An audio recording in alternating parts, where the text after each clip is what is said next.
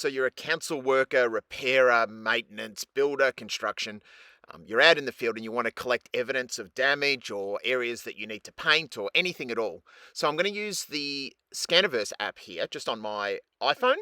And basically, I'm just going to press record. You can see here the red bits are the bits that I haven't got yet. I'm just going to move around the area that I'm trying to grab. And what this is doing is scanning in 3D. So it'll give me a 3D model at the end that I can analyze, not just like a photo. So if you're used to taking photos and things, this is a much better way of doing it because it'll give us depth. It'll give us those 3 dimensions that we need to work with when we're collecting. All I need to do there is press process. So I'm going to do it in detail. And this is sped up a little bit. So this might take anywhere from 30 seconds to a minute just to kind of render everything together and process that information.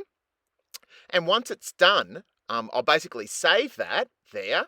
And now I've got that 3D model that I can email back to the office, I can email to clients, but I can do some real life measurements. So I'm zooming in here. The detail's really, really good. It's a free application that we can use. So I might just do some measuring here. You can see I'm measuring across the top here, this little crack, but I can also measure the height, the width, the depth as well. So the great thing here is I can measure diagonally, horizontally, vertically, and I've got some real life data that I can send back to my clients once again or back to the office.